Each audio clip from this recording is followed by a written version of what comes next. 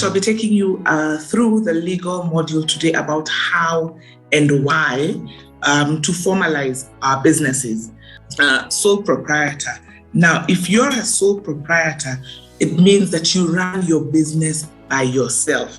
You own it and you control it by yourself.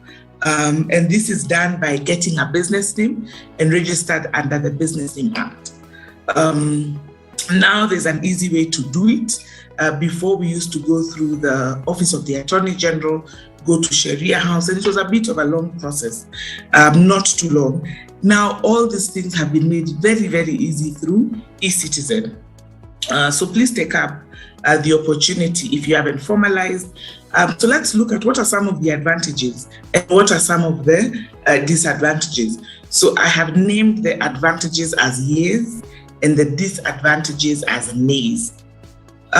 There's also partnership. Now, what is a partnership? A partnership is when two or more people come together to run a venture so as to make profit. Now, partnerships are, there can be general partnerships, limited partnerships, limited liability partnerships. They are governed by a different statutes.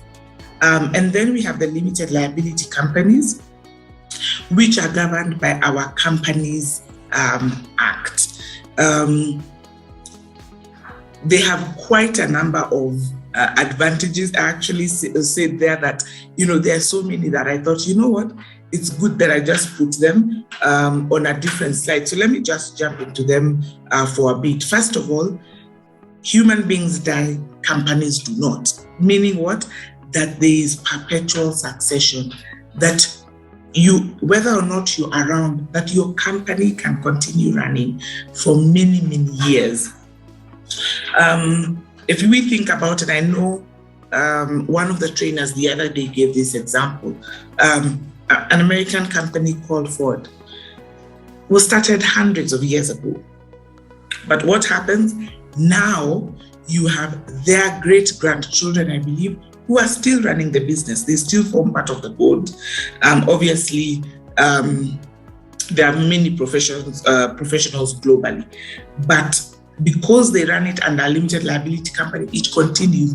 We have so many companies in Kenya that run that way, that you can register your company, maybe even loop in a spouse after you have adult children, pass on and give some shares to them, and it can continue whether or not you're around. Maybe one of the things I had mentioned is this: the units of ownership in a company are called shares, and the people who own the shares are called shareholders. The people who are in charge of the day-to-day runnings of the company are called directors. Sometimes, director sounds like a good name and we want to be called directors, but the place we always want to strive to be is the shareholders. You're more likely to enjoy some better borrowing facilities when you have packaged yourself as a limited liability company, meaning this, that you have gone ahead, registered your business, you have your memorandum and articles of association, you have your KRA PIN certificates, you've done all the legal requirements to package yourself under a limited liability company. And not just for borrowing facilities, if I may say that. The other thing is this, that and we'll look at this as we continue, you're more attractive to anyone who wants to put money in your business, meaning someone who wants to invest in your business. So ensure that you know how your venture runs. You know the kind of business that you're doing, so that should anyone come and want to partner with you, want to invest in you, you can clearly show that you're the person in charge of this, or you and your partner are doing this, or you and the other directors and shareholders are doing this. Now, that being said, and I think I like to be a bit passionate about this, it is very, very good to find someone to invest in our business. It is good.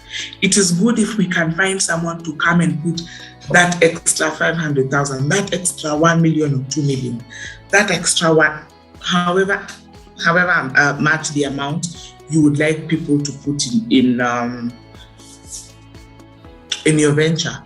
But I like to also challenge business people and entrepreneurs as yourself, that even when that person comes who wants to invest, you have to be able to pick the right one or the right ones. Don't just take anyone. Remember, you're the one who's been putting you've been putting your time, energy,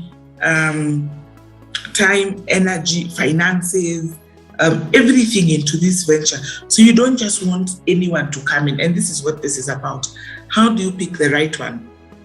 First of all, as the person comes into the venture, do you trust them? Are you able to trust this person who is saying they want to invest in your business? Are they trustworthy? Do they keep to their word? So those are some of the things to look out to, so that even you have a choice to decide that, no, I want the money, but I don't just take anyone. Knowing that you're the vision carrier for your entrepreneurial journey. You're the one who knows that this is where we are going. This is where we're going in 2022. These are our goals for 2022, for the next 5 years, for the next 10 years, for the next 3 months. You have a clear vision. Anyone who comes and wants to invest and put in some money into your business, are they aware of this vision? Are they buying into this vision? And you'll find sometimes that just because someone wants to put in money, they want to run things, and they have all these ideas for stop doing this, do this, do this. They want the control and all of that. But ensure that they buy into your vision. What is their work ethic? Do they work as hard as you do? Do you even know what they do? One of the things is sometimes we get so excited about people investing in whatever businesses that we're doing that we forget to ask them, how are you running your venture? Where are you getting this money from? So you should be open and honest enough to ask some hard questions. Are they accountable? Meaning when they say they'll do something, do they actually deliver? Are they trustworthy? Can you see how accountable they are so far in your meetings? Remember, even as someone offers to do and to come and pour into your money investment-wise, my hope is that you don't just take them immediately, that you have enough time to think about it, deliberate on it, maybe even consult, and so you can start to see some of the character of this person.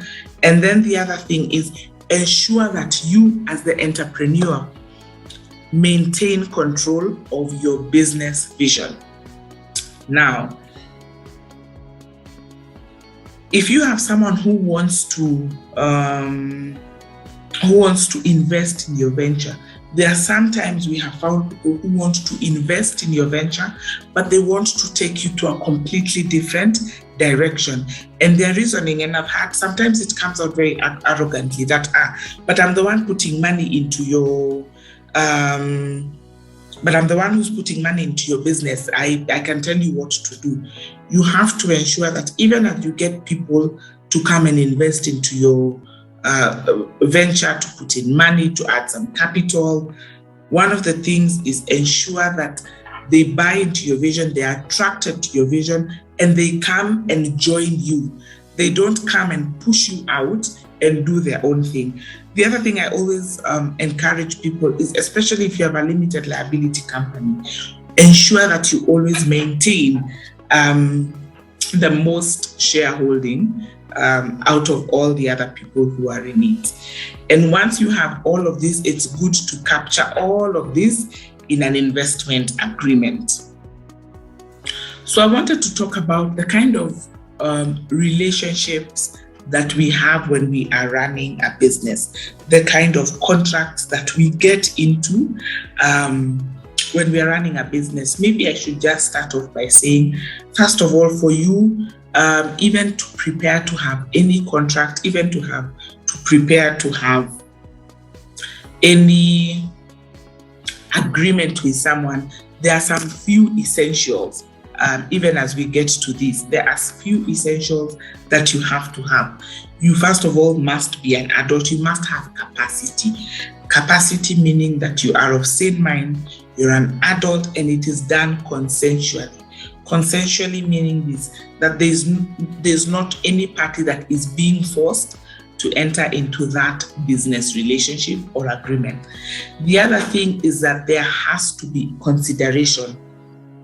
Consideration is the legal term, but consideration just means price, which means money, meaning that you're exchanging one service to get money, you're exchanging a product and you're paying for it, or someone is paying for it and they're getting a product.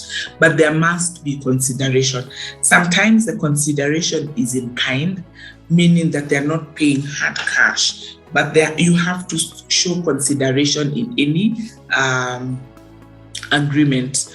The other thing is that it has to be legally enforceable. Legally enforceable contract or an agreement means this, that it can be enforced by the law, meaning this, that if I hire a hitman to go and beat someone or kill someone and they don't do it, I can't enforce that contract. I can't enforce that agreement. So there are things that it has to not be an illegal act. So it has to be a legally enforceable act, meaning no hitmen, no drugs, no illegal things that you're doing laid down in whatever agreement that you're making. And then the other thing is that it has to be very clear. When someone reads your agreement or a contract that you have in the course of your business, they should know exactly what you're doing, whose roles are what.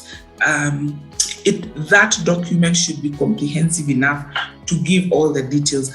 When I look at a contract, I should not look at 5 other contracts that this one refers to. One should tell me everything, meaning who are the parties, what are their roles, what are their responsibilities, what is the cost of whatever service or product is being bought, what is the duration of the period in which they're contracting with each other, and so on and so forth. Especially if you're maybe doing agricultural business or horticultural, where sometimes you're handling, or agricultural things where you're handling perishable goods, things that go bad quickly.